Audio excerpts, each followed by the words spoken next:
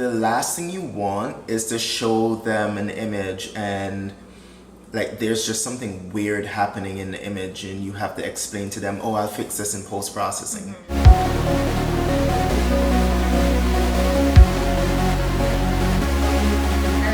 Welcome back. I'm Breanna Ozem. And so for today's topic, we're just going to be talking about 5 reasons why it's important to compose your shot. Right? Yeah, 5 reasons that it's important to take your time and compose your shot while taking the actual shot. Right. Okay. So reason number 1 is going to be because it saves you time in post-processing.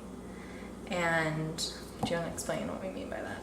Yeah, so that's super important because if you're doing, let's say, an event and you're processing a lot of images from that event, having to go over all the images and tweak them and twist them and stuff like that and crop them, it would add so much time to your post-processing workflow, as opposed to if you just shot the image correctly in camera. Even portraits of a person and you had a lot of images to return, or even landscapes, and you wanted to create that final image. If you're the type of person that post-process a lot, not having to worry about cropping your image or twisting it or doing different things to it would dramatically cut down on your time in post-processing. Yeah, because I don't really like to sit there and edit all day. So I guess like learning how to make sure my shot is already perfect, or as close to perfect as it can be before it even goes into the computer, is going to be really important. Because then I'm not going to have to sit there for hours and go through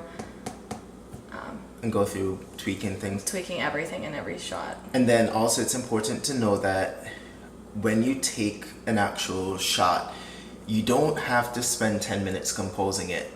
And the more you practice composing is the faster you're actually going to become at it. So a good rule of thumb is, let's say if you're taking portraits, a good rule of thumb is to pay attention to your background and compose from your background forward. So you're not just trying to compose for the subject matter, but you're actually composing for the environment and then paying attention to your subject matter. Also, looking around the frame is super important. Right. Okay, and then so for our next point, number 2, is it'll help you avoid unnecessary loss of resolution. So you want to explain that one? Okay, a big example of this would be for, let's say, an art photographer that's printing large. Every time you crop an image, yes, you can resize an image in Photoshop and stuff like that, but every time you crop an image, it reduces its resolution, it effectively reduces its size. And if you're trying to print large, then you'll have to like size that image up and then create extra pixels that weren't really actually captured in that time. We like our images to be as high resolution as possible, you know, so it's a really good practice to avoid unnecessarily losing it. I get if you were shooting for a publication and you had to crop a little bit off the top and the bottom so it can fit the publication nicely and stuff like that, because publications have requirements and dimensions and stuff like that. So if you had to do that, then yeah, sure, that's not necessarily an unnecessary loss of resolution, but every time you have to crop into an image or you have to twist the image a little bit, you're effectively losing resolution. So it's definitely not something you want to make a habit of doing. Well, that just made me think of something. So you know that you're shooting for something that you're gonna have to crop it smaller. So then taking your time and being like, okay, I know I'm gonna have to crop this smaller, so let me just back up a little bit so that I don't cut out like her feet or her head or something like that. I feel like that's another important That's super important. So shooting for magazines, even shooting for Instagram. Yeah. You know, Because sometimes when I would post something on Instagram, I'm like, I can't even post this because her head's gonna be chopped off, or like his toes are completely out of the picture now, and it just looks weird. So that's another thing to keep in mind. That just reminded me of that. yeah, that's actually a really good point. Yeah. And then, so on to number 3, it'll help you establish confidence, not only in yourself, but also the subjects will be confident as well. Correct, yeah. So while you're looking through your images, I know we've all had days as photographers where, especially as digital photographers, where we take images and then we look back through the images, and at the time we're looking back through them, we're just like, oh man, like I wish I had done this that way, I wish I, and it can be draining, especially if you're in set and you're focusing on just like getting great images. It can be draining to see so many things wrong with so many different images. So the best practice is to just get it right, and it just takes a few milliseconds just to get it right, but get it right, compose the image right, make sure there's no tree sticking out of the back of someone's head and stuff like that. And then also when you're showing the subject matter, the image, let's say you're a portrait photographer and you're showing the image to your subject, the last thing you want is to show them an image and like there's just something weird happening in the image and you have to explain to them, oh, I'll fix this in post-processing. It kind of pulls the confidence away from that person, and now they don't have as much confidence as they came into the session with in the first place. Yeah. So you just kind of like bumped yourself down on the confidence scorecard. Yeah. So you pretty much said it all. Number 4. So yeah, number 4. It'll save you space, and we kind of talked about this a little bit throughout, just not having to take as many photos that you're not going to use. Right. So then you save space on your memory card or your hard drive or your computer, wherever you store everything. And I know some people are going to argue and say, well, you know what, storage is inexpensive right now, and memory cards are inexpensive, and there's just an abundance of it, and we even have cloud storage. But the truth is, why clog your hard drive up with images that you just can't use, instead of, as opposed to taking the image right the first place and have an image that's usable. Yeah.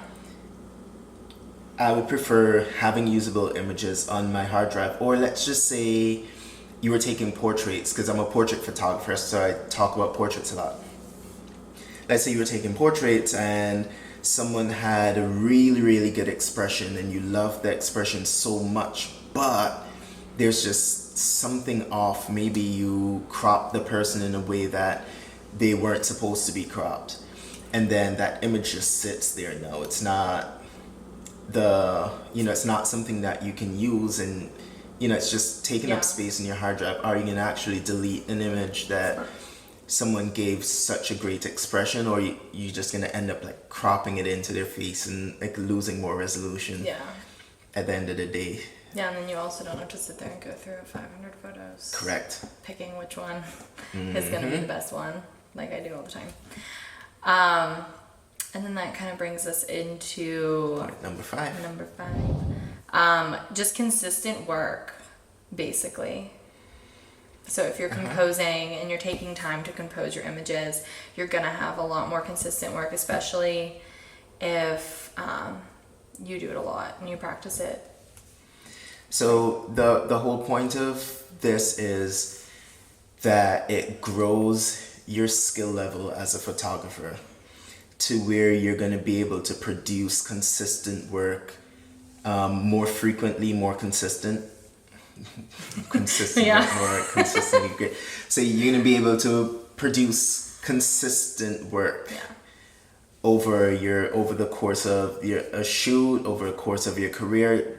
The more consistent you become is the more I guess confident people are in you, that's where, if you're a commercial photographer or whatever, that's what your clients are looking for. They're looking for that level of consistency.